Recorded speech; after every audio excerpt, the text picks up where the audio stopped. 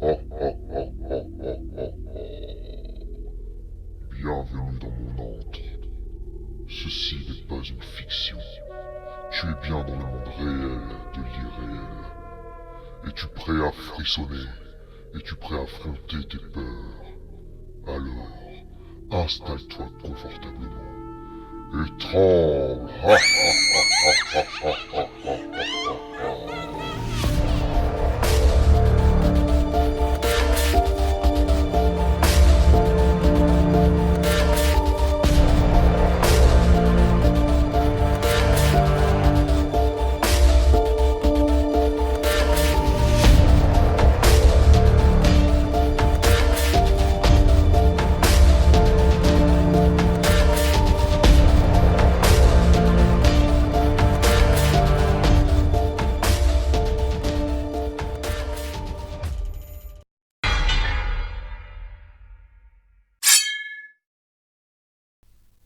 Quand j'étais plus jeune, il y avait une grande maison abandonnée à l'entrée du village où je vivais. Tous les enfants du village se gardaient bien de jouer autour de cette maison, car tous connaissaient la rumeur. Elle était tentée. Un soir de plein été, je me suis décidé à aller explorer cette grande bâtisse. Je mis au défi mon meilleur ami Arnaud de m'accompagner, que l'on affronte nos peurs ensemble. Une fois arrivés devant cette maison effrayante, nous nous sommes avancés doucement. Le stress et l'adrénaline étaient déjà présents. Puis nous avons pris notre courage. Nous sommes entrés par la fenêtre du salon qui était cassée. L'endroit était repoussant de saleté et une énorme poussière recouvrait le sol, laissant à peine deviner le plancher en bois. Sans même faire un pas de plus, nous observions le décor en friche qui nous entourait. Soudain, notre regard s'est figé sur un mur. Quelqu'un avait écrit en gros « Je suis mort ». Sans doute une mauvaise blague d'autres jeunes qui avaient exploré la maison avant nous. Décidés à explorer les moindres recoins de ce lieu, nous nous sommes dirigés vers la cuisine et nous nous sommes retrouvés nez à nez avec une nouvelle inscription au mur. Je suis dans une chambre à l'étage.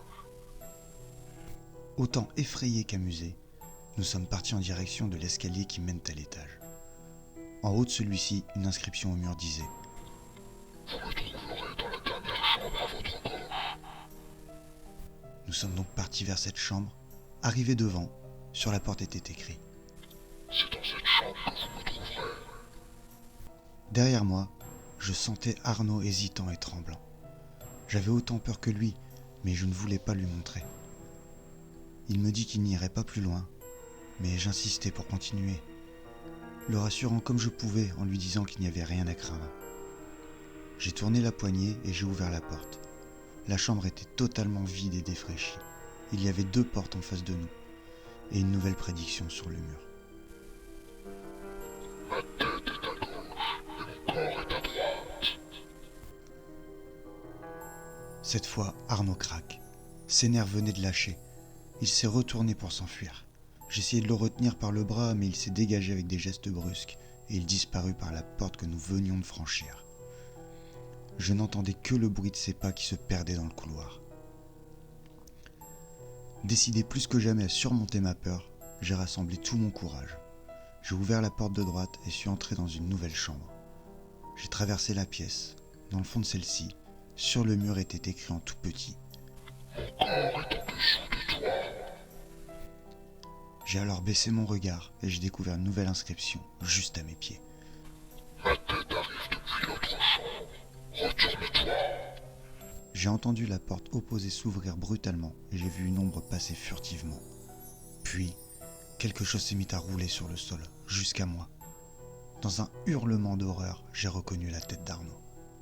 Je me suis précipité vers la fenêtre de la chambre et j'ai sauté de l'étage sans hésitation. Je m'étais foulé la cheville dans ma chute, mais impossible pour moi de m'arrêter de courir. J'hurlais après mes parents. Une fois en sécurité auprès d'eux, la police fut appelée. Les officiers sont partis fouiller la maison, mais en vain.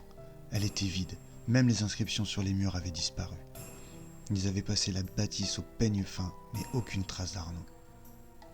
Puis un chien a marqué l'arrêt en direction du plancher où je me trouvais avant ma fuite.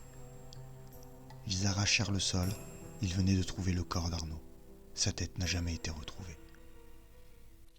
Et toi, Suivras-tu les messages inscrits sur les murs d'une maison abandonnée?